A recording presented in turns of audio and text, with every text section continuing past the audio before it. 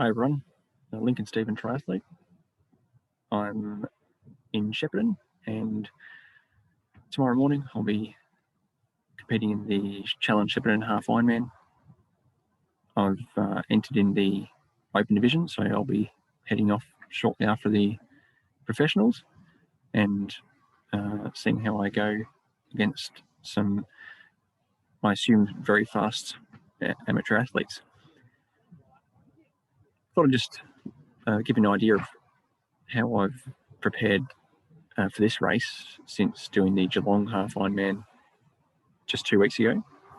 I was very unsure about how I would go recovering within just 2 weeks to be well and truly prepared for this race, which has been my main goal for the season all along. And I must say it's gone far better than I expected. I'm just going to show you my training log from the past 2 weeks. And this is my Strava. So these 2 weeks here were 29th of March, which was the day after the Geelong race. On March 30, I rode my bike to and from work. Well, I must say, first of all, on the Monday, directly after the race, I didn't do nothing at all. I did do plenty of movement when I was when I had a little bit of downtime at work on my morning shift. I was able to just get the yoga mat out and just move the body. Some stretching, mobility work, activation, and just getting blood flow through the body. So yeah, on the Tuesday, commuted to work on the bike, and then on the Wednesday again, more movement, certainly, a little bit of walking, more movement similar to what I did on the Monday, and just making sure that I'm not being too sedentary, because certainly in terms of trying to recover in just 2 weeks between one hard effort and the next, you don't want to just do nothing. You need to move the blood, and that was really the objective for these 2 weeks, is just to make sure I'm not getting stale. And so then on the Thursday of that first week, again, I commuted to work on the bike, and then while I was when I had a short amount of time to spare, I was at work and able to use the stretch cords and do a bit more movement on the yoga mat and a little bit of abdominal work as well. So the stretch cords, which I use for also building swim strength. So just doing a few things like some rows, so pulling into the body, activating those upper back muscles, even do a few push-ups, and then do some more swim-specific movements as well, just developing that strength in the catch phase and strength through the whole stroke as well. Friday, again, commuted to work. I had a 4 or 5K easy jog that day as well, and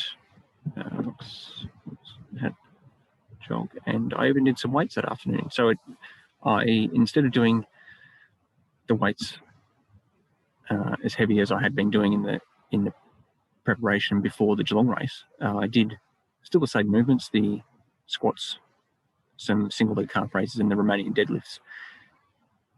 And I did less reps. So instead of doing 10 reps in a set, I was doing 6, focusing on the power of the movement, and also the weight was probably about a third less than what I was doing as well. So just focusing on moving well and generating some power too.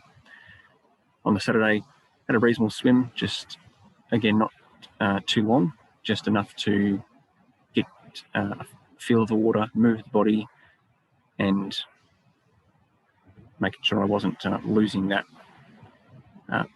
feel of swimming. which can go away pretty quickly if I don't swim often enough. Sunday, again, nothing specific done, but not being still. So I was moving the body, a little bit of walking, a little bit of things done around the house, for example, and just not being still for too long. The Monday of this week, I did a longer ride, and so just under 43 Ks, and I still had the race wheels on, so that helps with the keeping the speed up. But it was a beautiful morning. There was a beneficial wind, particularly on the second half of the ride, and just not pushing myself too hard. Just most of it was a very controlled effort, with just a small portion of it at a higher effort towards that race pace. But just moving the legs. And the other part of this was making sure that I was getting used to being in my aero position on my arm pads, which are now, if you see my previous video with the post-race report from Geelong, you'll hear about my issues with my aero bar setup and the fact that I would needed to replace my aero bar clamps. And fortunately, I still had an old set, and it just means that my arm pads now are slightly narrower than they were before. So I need to get used to them. And they felt pretty good. So hopefully that will be the case tomorrow in the race too. And a short run off the bike on the treadmill. And I was already feeling really good at that point, just surprised about how well I'd recovered within just a week. Then on Tuesday, I had a more solid swim. So a lot more effort put out in that swim to really just fire the body up again. So at this point earlier in the week, just trying to start reminding the body about what it needs to do on the race that was coming up. And similar to the following day, Wednesday of this week, I went up to Tom Flood Velodrome in Bendigo and did some laps on the bike around there, including a couple of efforts of sort of 5 to 7 minutes, 2 of those at race intensity. And then I went into a brick run off those 2 efforts for 800 metres at above half Ironman pace, about 10k pace. And later that day, again, did some weights, same as I did in the previous one on the Friday. So again, just working on the lower reps, and more power, just engaging things, making sure I'm moving well. Commuted to work on Thursday on the bike and also on Friday. And then today. So this morning, did a 5k run on the treadmill before leaving to drive to Shepparton.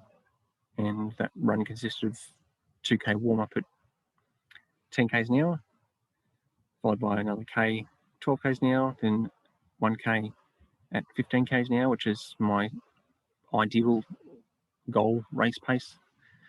And then one more k, 12 k's an hour before 800 meters, in fact, at 12 k's an hour before a 200 meter walk to finish. So it really just got things moving, got things a bit fired up, reminding the legs of what they need to do. And this afternoon in Shepparton, I